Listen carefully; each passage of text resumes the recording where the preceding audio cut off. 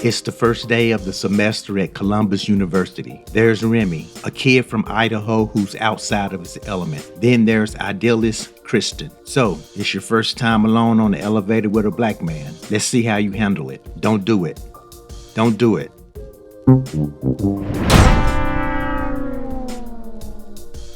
And that's Malik, a hotshot freshman on the track team. He's about to snooze button his way out of an athletic scholarship. At practice, he spots fellow freshman Deja. Just as Kristen is about to unclench her purse, she has to clench it again as she meets her roommate, Monet. The young women exchange pleasantries and background information. Then Kristen meets up with her two friends as they head to a frat party. They get inside the frat party and it's par for the course, including one of us in the middle of some foolishness. On the other side of the campus is a house party. It's a little more laid back but still loud. The resident of the apartment is politicking with his guest. His name is Fudge. He's one of those career students on a 6 to 10 year plan. Next door, the music is keeping Remy awake and his primal caring instincts kick in. Campus security comes to the rescue and breaks up the party. Malik attends his political science class taught by Professor Phipps. Before class begins, the professor has Malik come up and read off a list of student names. Kristen is on the list, and so is Malik. These students are carrying a balance on their tuition. They gotta go. Malik tries the hook a brother up tactic, while Kristen tries the damsel in distress tactic. At the finance office, Malik gets some bad news. His athletic scholarship doesn't cover all of his tuition. He tried the old, well, maybe your computer's broke tactic, but the sister told him the only thing broken here is you.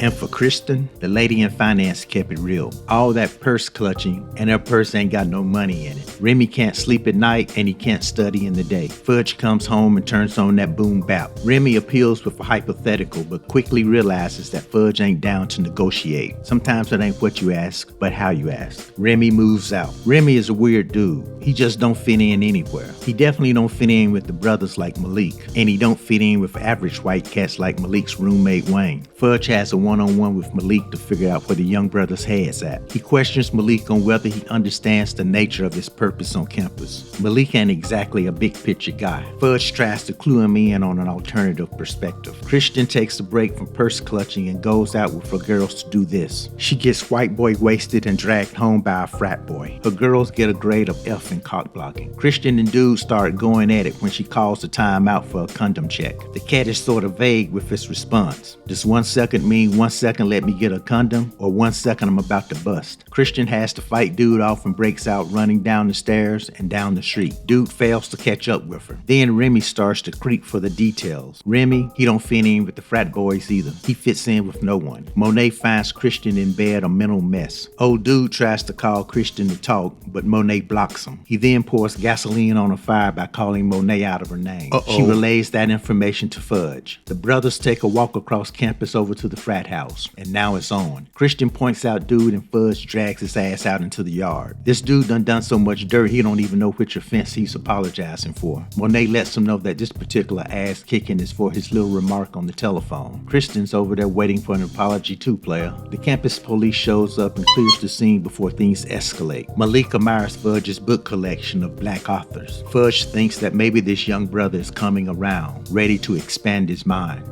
Nope, Malik reveals that he only needs the book for a class and not for knowledge of self. Disappointed, Fudge shows him the door. While enjoying the quiet of the night, Remy is approached by Scott. Using a friendly approach, Scott begins to groom Remy. He introduces Remy to his friends. Ain't none of these cats got hair. This is either a cancer survivor group or a bunch of goddamn skinheads. You know, I read that the original skinheads weren't a racist group and that there are even some black...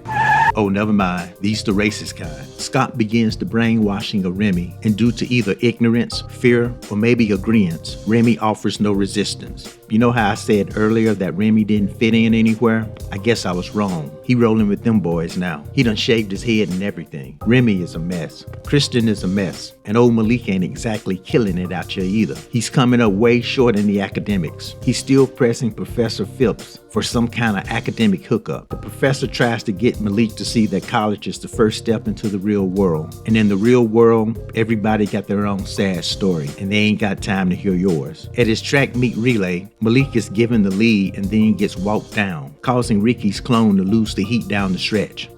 Clone Ricky ain't having none of that shit and wants Malik off the team. Malik is still courting Deja. She must like Malik because she's taking time to re-educate him. The public education system done failed this brother. He used the same words all the time in his essays, kind of like how I use the same words in all my recaps. Malik turns in his paper to Professor Phipps and it's a marked improvement. Almost so improved that we might have a plagiarism case here. The professor gives Malik a lesson that when things get hard, go harder. Malik begins to apply himself to his studies. He's also applying himself to Deja and allows her to lick his chest. These fools done got their hands on a bunch of guns supplied by their partners in crime, the police. Growing up in Idaho, we learned that Remy ain't no rookie when it comes to guns. Remy comes in contact with Malik and Deja. The two men exchange words. One of them words was a slur, so Malik pays Remy a visit. He gives Remy the opportunity to get shit off his chest. None of this slick talking out the side of your neck shit. Let's do this face to face. Remy turns into Marcel Marceau and swallows his damn tongue.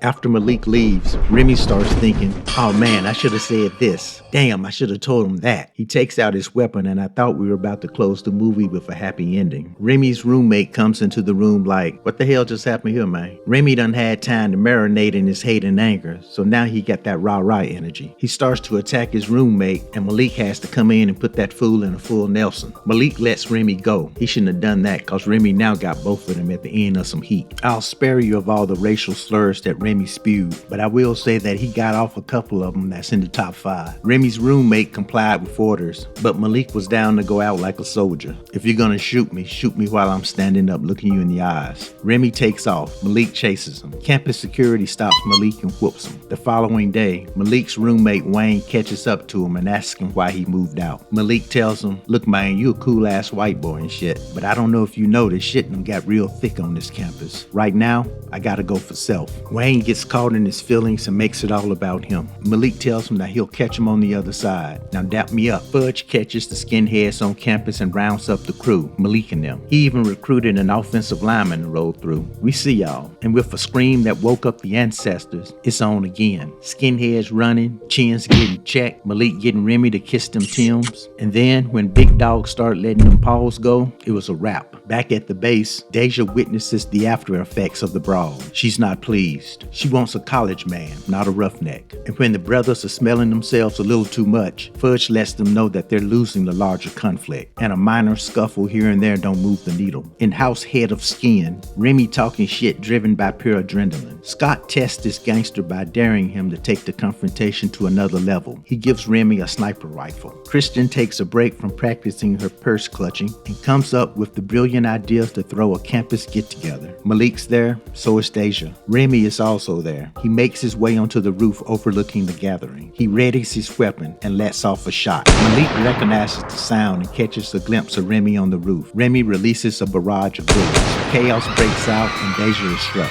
Malik holds her in his arms as she coughs up blood. Professor Phipps runs out to help and Malik has sunken into a shock. When he comes out of it, he runs for the building. Meanwhile, Remy is making his way off the roof. The two meet in the stairway and a fight ensues. There's a little back and forth, with Remy sometimes having the advantage and sometimes Malik. Just as Malik was about to send Remy to meet Hitler, campus security arrives. As it is their nature, they start to beat Malik while Remy slinks away. Once they tired themselves out whipping Malik, campus police finally corners Remy in the hallway. They try to talk him down, but he's at a breaking point. He's having a conversation with himself. He cleans up his own mess through immediate self-destruction. Malik grieves the loss of Deja. Scott watches the news with the satisfaction that he got a weakling to do his bidding. Malik visits the professor and questions his future. Professor gives him words of wisdom to confront uncertainty and oncoming obstacles.